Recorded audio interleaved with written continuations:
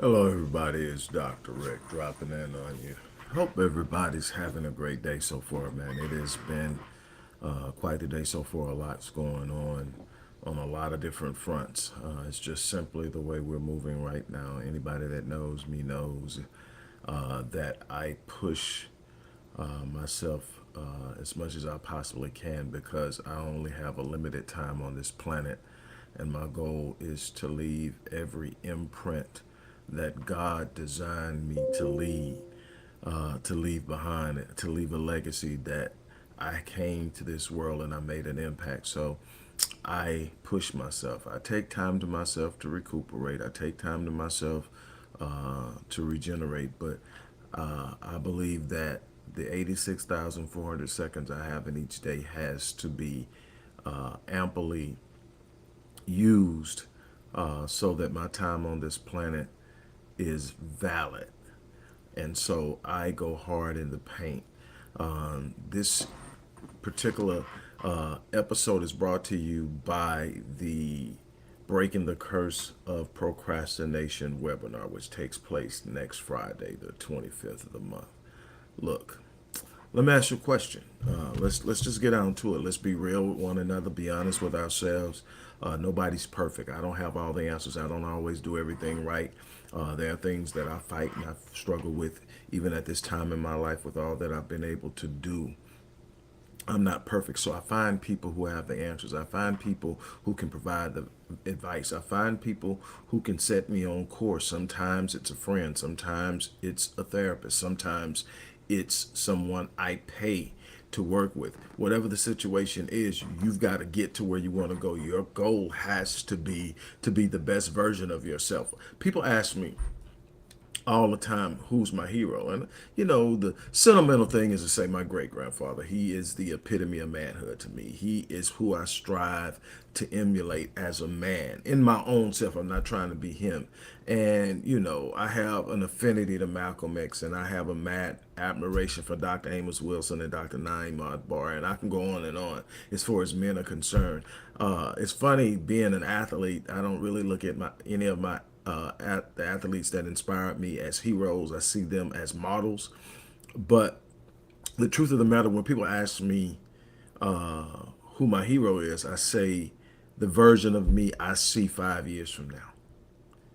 And they kind of look at me like, so you're your own hero. And I say, you got to understand, this thing is, your hero inspires you. Nothing inspires me more than the version of myself I see 5 years ago. Because see, the version that you're looking at now, I saw that person 5 years ago. I saw that person 3 years ago. And I aspired to be that person. I became that person. And I realized there's so much more left. So I'm gazing 5 years, 3 years, 5 years, 10 years down the line, and I'm looking at what that person looks like. And I'm proud of that person. I'm looking at that person and saying, man, that's something to be. That's something to aspire to. Here's the beautiful thing about it.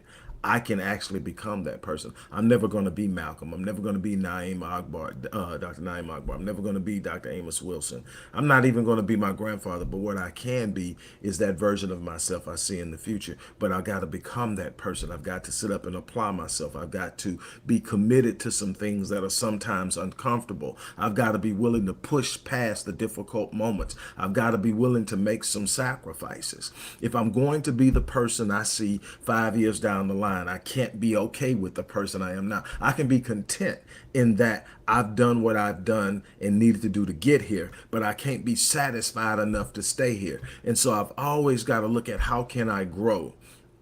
How can I gain ground? How can I become better? And when I come into contact with people, whether it's they come to me to work with me one-on-one, they're part of a group, a workshop, a conference, whatever. If I meet them in an open setting, I'm just hanging out at the cigar lounge, and they come to me and they know what I do, and they talk to me, and they're struggling in an area. One of the biggest problems is procrastination. I know there's something I need to do, but I'm afraid to do it. I'm apprehensive about it. There's a certain level of trepidation. I'm not sure what it's going to be. And there are a number of different reasons why people procrastinate. People procrastinate a lot because of the fear of failure. So we've been told all of our lives failure is not an option. So nobody wants to sit up and have to say they failed, when the truth of the matter is, I guarantee. Do you know what? In any situation, the master and the student, whether it's martial arts, whether it's coaching, whether it's uh, the world champion basketball player and the rookie, whatever you want to say, do you know the difference between the master and the student? The master has failed more time than the student has even tried. I'm not where I'm at because I've never failed. I'm where I'm at because I'm not afraid to fail. I'm not afraid to look up and say, man, that sucked, or that didn't go well, or at least I know what not to do now. Well, we're going to keep trying until we get it. The bottom line is failure is inevitable. To teach people it's not an option puts them on a course of avoiding things that they think they might fail in. So people who have this idea that failure is the worst thing in the world go out of their way not to fail. So they take the easy path, but they never really truly reach fulfillment. I want you to reach fulfillment. I want you to get past it. That's why I created this course. This is the first time I've done this webinar. This is one of the most successful webinars we've ever done. People show up, you know why? Because people who are honest with themselves will say, you know what? I could have did this 10 years ago. I could have did this a year ago. I could have did this. And you procrastinate about small things. But what you don't realize is when you procrastinate about small things, you create a habit. Procrastination is habitual. It's not just simply a conscious behavior or a conscious state.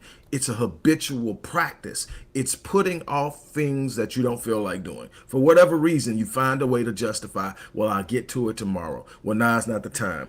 I'm waiting on the perfect timing. I'm waiting on the perfect opportunity. Wait till the kids get out of the house. Wait till I get this. I'm trying to figure out what's going on. Let me tell you something. While you're trying to get everything right, your opportunity is slipping through your hands. While you're trying to get everything right, somebody else is doing it now. While you're trying to get everything right, your chance to put your stake in the ground and do something phenomenal just went by you. Here's the thing. Everybody has the ability and the capacity and the gift within them to do something exceptional, to do something extraordinary, to do something phenomenal. Everybody has it in them. But what happens is you got some people who are going to go after it, guns blazing, get knocked down, get pushed over, get kicked, get stepped on, get back up and keep trying until they get there. Those are the people that have their names in lights. Those are the people who have books written about them. Those are the people whose families are singing their praise years after they're gone. Those are the people who people are trying to pattern their lives on. Then you have the people that are sitting up and saying, you know what? I can't do that. I'm not trying that. That's too scary. And then you're sitting around and then you're looking up and you're feeling this thing that you cannot explain. It's emptiness. It's a void. It's unfulfillment. It's because you haven't lived up to your potential. You haven't lived up to what you're capable of. One of the things that as being both at a point in time, a part of the clergy and being a psychologist, I am often called to the bedside of people who are transitioning. And I have seen something that totally blows my mind. I have seen what it looks like when somebody knows they came and they did what they were supposed to do. The level of peace and contentment. They know they're transitioning. They know they're about to leave this place, but they're good. It's like I came and I got that. I came and I got that. What's up, D? Man, we need to connect, man. I love you, kid. Man, but they came and it's like I came, I got that. I'm good. That's the look my grandfather had towards the end. It's like they tried to keep me down, but I got that. Then there's the person that knows they didn't give it 100%. They didn't go all out. They took the safe route. They didn't make a whole lot of mistakes, but they didn't make a whole lot of progress. They didn't see a whole lot of failure, but they didn't see a whole lot of peaks. They spent some valley time and they got up a little around the base of the mountain, but they never really truly ascended because they were afraid of falling. They were afraid of people laughing at them. They were afraid of people looking at. Let me tell you, I've made some mistakes, but all they did was make me better. I made some wrong turns, but all they did was make me better. I have some things I look back and say, boy, that probably wasn't the best move, but it made me better. And the willingness to go out and say I'm going to give it my best shot, even if I fall flat on my face, allows me to go places the average person won't go. To do things and see things the average person won't see. to be able to take steps and to be able to talk about things that people fantasize about, only because I refuse to sit in a corner and lick my wounds, or sit in a corner and hide because I felt it was safe. And here's the crazy thing about this corner of comfort that everybody hides in and thinks is safe. Life still comes and gets you anyway. Nobody escapes discomfort. The difference is sometimes it's going to come get you and find you, and you're going to duck and holler, kick and scream, and it's still going to do it. Or you're going to go out there and meet it. You're going to go out there and meet it, and you're going to take it on. You're going to give it your best. You're going to push through it. You're going to fight through it. You're going to stand. You're going to do everything you have to do to make it through it, because you know there's something on the other side. Something Will Smith said a long time ago, I want to say about 8 years ago. I was watching an interview, and he said, I think that God put everything worth having on the other side of fear. I'm like, yeah, exactly. But not just the other side of fear, the other side of pain, the other side of challenge, the other side of uncertainty. He put it on there. And the thing is, why? Because God designed the universe what? To respond to faith. And the only way that you're going to ever have to activate faith is to get into spaces that your mind can't rationalize and reason you out of. See, it doesn't require faith to sit up and go 1 + 1 is 2, so I'm going to do this. It just requires you to do it. That's not faith. That's acting out. That's operation. That's execution. See, faith is when your mind can't see it. See, what does it say? Faith is the substance of things hoped for, the evidence of what? The things not seen. So it doesn't become faith-driven, faith-sustained until your reason, your intellect can't rationalize it. That's when it becomes time for faith. And God puts the stuff that he put in your heart to yearn for on the other side of it. God is going to sit up and say, you're going to use the faith, or you're going to sit over there and be average. But if you're not going to be average, you're going to use the faith, and you're going to step out beyond the things that you can see. You're going to have to stop procrastinating, because you're never going to get the full answer and the full picture on something that's so big you haven't touched it yet. You're not going to be able to, you're not going to know. What is it Les Brown says that when you're trying to make up in your mind to do something that you've never done before, how you're going to do it is none of your business. What is Les saying? Les is saying, actually stop and think about it. Be rational. Look at how you're talking yourself out of doing something exceptional each and every time. When you get ready to say you're going to do something, man, that's awesome, I'm going to do that. Then you sit down, and the first thing you do is say, how? You're asking yourself how to do something you've never done before. What are the chances you know how to do it? But what you do, man, I don't know how to do that. So what do? Man, it must not be for me. So you set it down. Everything that I've done, the books, the companies, international clients, all this stuff, when I set out to do it, I did. When I set out to start building stuff online, didn't have a clue. Didn't know what the hell HTML was. And if you didn't know what HTML was back when I first started, you might as well just shut it down, because everything was done with coding. But you know what? I wasn't going to be denied. I learned coding, and then the crazy thing is, right when I started learning coding, guess what they do? They start doing plug and drag and drop. And I'll be dog. But I was ahead of the game, because you still use coding for embedding and other things. You can write programs with code. I didn't come to be no darn coder. I just wanted to get online and use the skill sets that I had to be able to reach people, to be able to help people. But the only way I was going to do it, either have the money to pay somebody at that time an extraordinary amount of money to build a website for you and hope they actually finish it, because people were notorious for building sites, but not building them. Getting your money, but not finishing. So I decided I'm going to figure this out. I got out there. Wasn't the most pretty site that had some little buttons in a place it wasn't supposed to be. But I figured out how to get all that done, and I did it.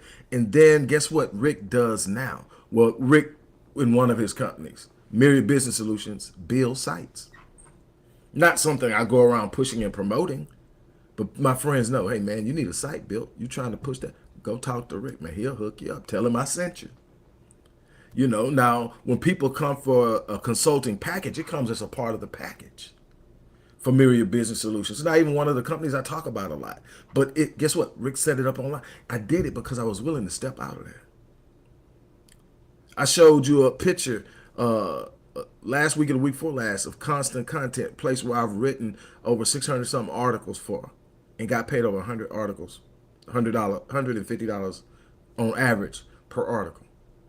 Articles, it takes me roughly around 15-20 minutes to write, because that's what I do. I write. But I got online and I had to actually go through the test, pass the test, get in and set up. And I had to write believing that people were going to come see the stuff I write and buy out of my inventory, because you're literally writing stuff you're good about and you're putting it in your inventory in this place. And then people are coming and searching the inventory based on your expertise and categorization and buying from it. But they'll also eventually come to you and hire you. Do you know some of the international clients that I ended up picking up where I did all of the content on their site actually got me off of platforms like that, where I had wrote for them through the platform, and they came and said, hey, I got a lot of stuff to do and I don't want to go through there and let them get all this money. And here's the thing, you can't leave your contact information with these clients because the platform knows that you'll push them out. These people went and Googled and found me and emailed me and said, we want you to work with us, but we want it to be one-on-one direct. We don't want them to use it. And it's happened more than once. I've picked up my international clients because I stepped out and did something that wasn't comfortable. I stepped out. And what I'm trying to get you to understand is that I'm not better than you. I just move different. I trust what God has put in front of me. I go after it. And I'm gonna tell you something. There's some painful moments. There's some things I look back and it hurt. There's some painful moments and I look back and say, man, this is gonna hurt for a minute. But what I can tell you is, without that pain, I don't get where I'm going. You know, I tell people all the time, I say, one of the problems you're having is you haven't yet discovered your purpose. So things don't make sense to you. When you discover your purpose, it will explain your pain. It will ignite your passion. It will set ablaze in you this fire that you cannot put out. You'll learn what you're capable of. When you discover your purpose, you'll realize you're here for a reason. And if you're here for a reason, God has provided a providence for you to do what you were put here to do. God wouldn't put you here and not give you what you need, but you're going to have to move. Why aren't you moving? Because you're afraid. Why aren't you moving? Because you think it all has to line up. Why aren't you moving? Because you saw so many other people tried and didn't finish. If I can give you anything, at all, while I'm here, finish. It's not how smart you are that sets you apart. It's not how many resources or how many people you know that sets you apart. Yeah, having some hookups is good. Having some people you can call is good. It's not any of those things. You know what sets you apart? The willingness to go the distance. The willingness to say, I started, I'm going to finish. I don't care how hard I get hit. I don't care how many times I fall. I don't care how many setbacks I get. I don't care how long I have to sit in this phase of delay. And oh, you're going through delay. But delay does not mean denial. Oh man, when I realized that delay does not mean denial, that just because it's not happening in the time frame I thought it should happen in, that it's not over. Oh man, life changed for me, because what I realized, try not to get emotional, what I realized, when I realized delay wasn't denial, I realized something. God is a redeemer of time. I shared this with you before. God is a redeemer of time. People say, what does that mean? That means when you sit up and you have an idea of how long it's going to take to get something done, you've got your mindset, this is my deadline for my goal. This is when I'm going to hit it. And you get there and you don't hit it. And then you go another 3 months, you don't hit it. You go another year and you don't hit it. You go another 3 years and you don't hit it. You had 5 years and going, what in the hell is going on? But you refuse to quit. You pass the test that most people don't pass. Guess what happens? You will hit it. Progress cannot be denied when you're in pursuit. It may be slower than you thought. It may be more obstacles than you thought. There'll be some things that come along that you could not have possibly imagined would happen. But guess what happens? When you do finally get there, God rewards you by giving you more than you initially anticipated you would get. So you get paid overtime for the delay. That's why when things aren't going the way I don't sit up and go, well, man, I got to put this down. That's what's wrong with so many people. They pick it up, put it down, pick it up, put it down. If it goes 3 months and it ain't came, God's not God's will. Stop lying on God.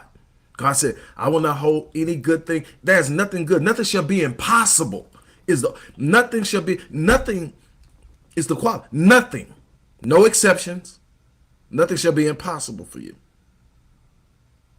You shall declare a thing and it shall be established. But see, the back end of that is you got to walk it out. You've got to finish it. We don't want to finish it. So what we do, we got two go-tos. It's not God's will and the devil. Devil has no power over your destiny. The devil can put roadblocks in your way. The devil can get in your ear, but you make the choices. You have free volition. Not even God can change your mind. God can put impetus in your way to make you rethink things, but ultimately it's going to be what you decide to do. So you're going to ultimately end up at the end of your life with the choices being reflected in your outcome. It's that simple. What did you choose to do? Did you choose to go the distance? Did you choose to do something exceptional? Did you choose to get out of the box? Did you choose not to be what everybody else is being? Did you choose to go right when everybody went left? Did you get to the fork in the road and go straight? Did you break the mold? And here's the other thing. Did you make the sacrifices? Or did you just sit there and go, you know what? It's not for me. It's not for me. Man, the devil sure is busy. No, you need to be more committed. Because here's the definition of destiny for those who haven't paid attention to me in the past. Here's the definition of destiny right here. The more you try to stop it from happening, devil, the more you try to stop it from happening, hater, the more you try to stop it from happening, jealous, the more you try to stop it from happening, envious, the more you ensure that it does. That's the definition of destiny. Anything that gets in my way becomes a part of it. You can't stop it. You might slow me down for a while, but you can't stop me. What's mine is mine. What's built for me is made for me. What I'm going after, what I'm set on, and I'm going to get. And you are no different, but you got to set your mind. You got to step out. You got to make a move. You got to do something besides sit around. The things worth having on the other side of that fear. The things worth having on the other side of that pain. The things worth having on the other side of that doubt. Yeah, you're going to have to get up and go get it. Look, there are a lot of different reasons for procrastination. We're going to break them down in this webinar. We're going to talk about them. You can bring your own case study. You can bring your own life. We're going to put it out there. This is a participation. This isn't you sitting around listening to me like you're doing now. This is you sitting around being able to raise your hand and turn your mic on and tell your story and watch us break it down and tell you this is what you need to do. There are going to be some practices that you can do literally right there where we're going to stop and we're going to make some practices that's going to help you change the neurological responses that you're experiencing when you meet something uncomfortable that naturally triggers procrastination. It can be broken. It can change. You can step out. I'm telling you, there's nothing like seeing something and going after it instead of sitting up, spending 3 or 4 weeks questioning it and then laying it on the counter. Stop shelving your dreams. I want to illuminate a path that will allow you to systematically break free of procrastination, to take massive action to change your life. That's what it's about. It's about taking massive action. Now, obviously, you do better when you have a plan. Obviously, you do better when you strategize. But the first thing you got to do is you got to take massive action. You got to move toward it. Here's the beautiful thing about this whole manifestation thing. The moment that he said, God said, you shall declare a thing and it shall be established for you and that it will shine light upon your path.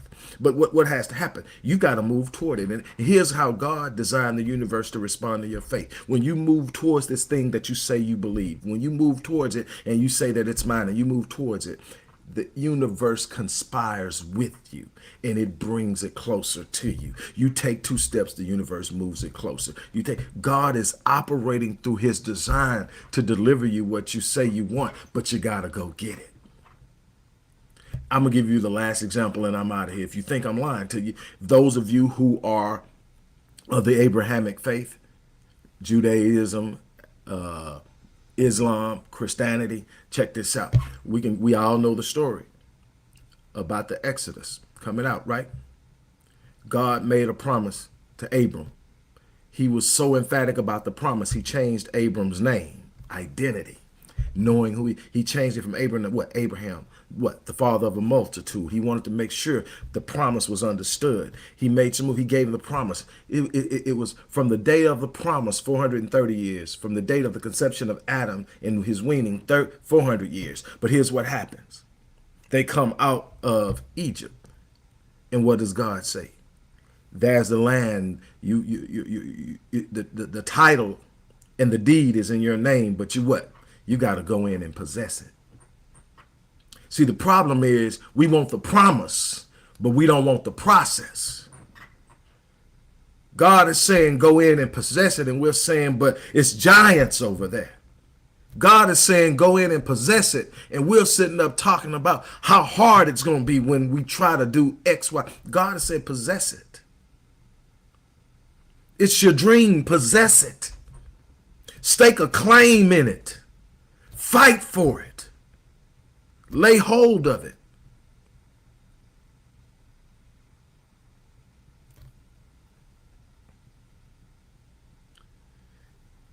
We have to get out of our own way.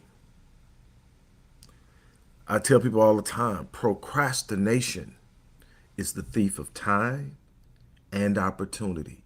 You will look up and you will have spent your life and you would not have done anything close to a fraction of what you were capable of because you procrastinated. You waited. You put it off. Not anymore. Here's the challenge. Sign up. $99. You can't beat that. I'm promising you. If you've ever sat in one of my classes, the one thing you're going to do is leave on 10 with a clear understanding of what's necessary. You're still going to have to be the one to follow through on it, but I'm going to show you how. I'm going to show you how to get rid of this mechanism that's literally habitually and neurologically and neurobiologically shutting you down. This thing is working in you and it's real and it's shutting you down and you don't understand it and you're responding to it, but you don't understand it and you can't change it. Yes, you can. And I'm going to show you how. Sign up. Come work with me. Sit down. We're going to go through it. I'm going to have Q&A after it. We're going to participate during. I'm going to have Q&A after it. And then I'm going to set you up with follow-ups. And this is just leading up to the big event at the end of September where we're doing the Mind Unleashed. This is the total mind package. But right now, we need to break free. It's something that you need to do right now that you're not doing. That's something been on your calendar for weeks and months. Some of y'all, years. There's a business somebody wanted to start. There's a book somebody wanted to write. There's a trip somebody wanted to take. There's a person somebody wanted to connect with. And all the other things that you know you should be doing, that you know that could change your life, and you're sitting there doing nothing. Stop it. So again, look in the description box, click the link. Come see me next Friday, the 25th, and we're going to break it down. We're going to take some step-by-step practices, and we're going to change it. I'm telling you, it's doable. I have done it over and over again. I help thousands of people break that curse. Come be the next. On that note, I'm out of here. You guys have an unbelievable remainder of your day. As I always say, I live my life on full so that when I leave this place, I die on E. I'm challenging you to do the same thing. On that note, take care. I'm out. Peace.